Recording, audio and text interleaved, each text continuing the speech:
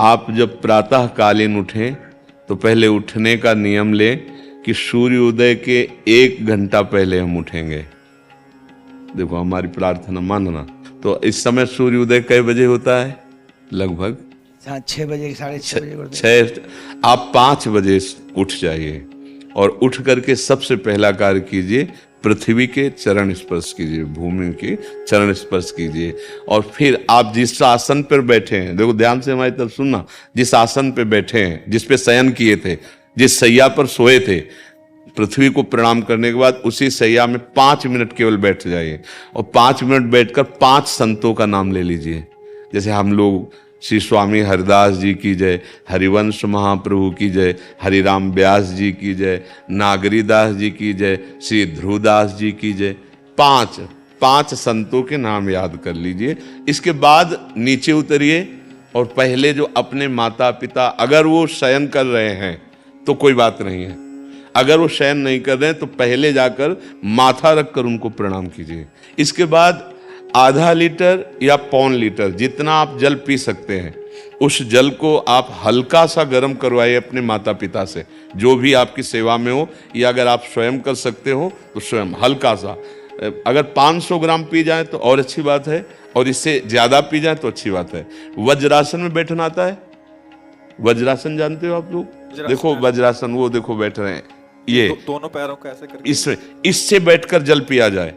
ये आपके ब्रह्मचर्य की रक्षा करेगा, कब्ज नहीं होने देगा और आपके मस्तिष्क की गर्मी को ठंडा करेगा। ऐसे वज्रासन में बैठकर धीरे धीरे 5 या 10 मिनट में जल पिया जाए, एकदम ना पिया जाए। गिलास में लेकर के 500 ग्राम जल धीरे धीरे उसको पिया जाए। फिर इसके बाद आपको 100-200 कदम टहलना है। फिर इसके बाद आप शौच जाइए। शौच अगर आपका पेट साफ हो जाता है, अगर नहीं साफ होता है, कोई ऐसी परेशानी लगती है, तो 1 चम्मच ईसबगोल की भूसी और छोटी हर का आधा चम्मच अगर रात्रि में दूध से या पानी से ले ले तो वो बार बार शौच नहीं लगाएगा, पर आपकी आंतें साफ हो जाएंगी। शौच जाने के बाद स्नान करें और फिर तुरंत, अगर आपको व्यायाम आता है तो करे, नहीं तो सीधा सरल बात होती है, 20 बार बैठ जाए बैठक और 10 बार लेटने वाली दंड। और इसके बाद जो अनुलोम विलोम, जो इससे खींचे इसे छोड़ दे, इससे खींचे इसे छोड़ दे। इसके बाद दोनों हाथ ऐसे करके 7 बार ऐसे करे, सीधा खींचे और सीधा छोड़ दे।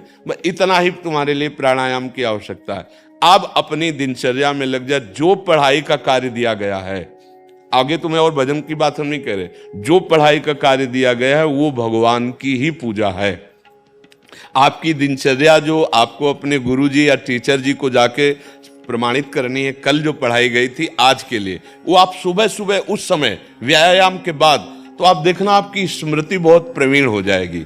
अच्छा, ये आपकी प्रातःकालीन दिनचर्या है। जब आप अपने गुरुदेव के पास स्कूल जाएं, तो हमें आजकल का तो अब पता नहीं, पर हम लोग जब जाते थे तो अपने गुरुजी को प्रणाम करते थे। तो जो स्कूल में आपको पढ़ाई पढ़ा रहे हैं वो तो बात है, अब आपको जो हम खास बात बताना चाहते हैं वो कि देखो अभी छोटे छोटे बच्चे हो, बच्चों में कुछ बच्चे ऐसे गंदे बच्चे होते हैं जिनके गंदी बातें दिमाग में आ जाती हैं और गंदी बातें वो करने लगते हैं आचरण में। आप लोग इतना तो जानते ही होंगे कि गंदी बातें किसे कहते हैं।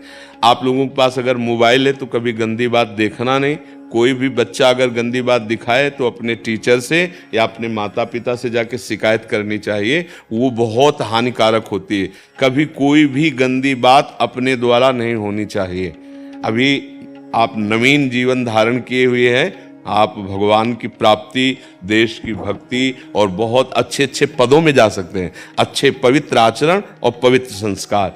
ब्रह्मचर्य के लिए गंदे बच्चों का संग त्याग करना, गंदी कोई ऐसी हरकत सिखावें या बात सिखावें तो उसको सुन करके छुपा नहीं लेना, तुरंत अपने टीचर से बताना या अपने माता पिता से बताना, और ऐसे बच्चे का कभी संग नहीं करना।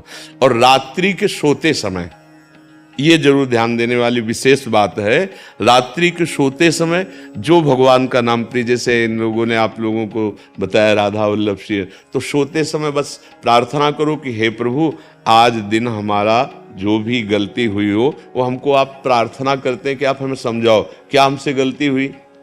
अगर पूरी दिनचर्या में ऐसा लग रहा है हमसे कोई गलती नहीं, तो भगवान सुबह से अभी तक हम सोने जो जा रहे हैं ये पूरा समय आपको समर्पित। आप देखना इसका फल देखना, एक तपस्वी की तपस्या का जो फल होता है ना उसका ये फल मिलेगा। और सोते समय बस राधा वल्लभ श्री हरिवंश, राधा वल्लभ श्री हरिवंश, इधर उधर ना सोचते हुए, ना मोबाइल देखते हुए, ना कोई गंदी बात मन में, और चुपचाप सो जाइए। और जब फिर सुबह उठे तो फिर ऐसी दिनचर्या। और पढ़ाई इस समय तुम्हारा भजन है,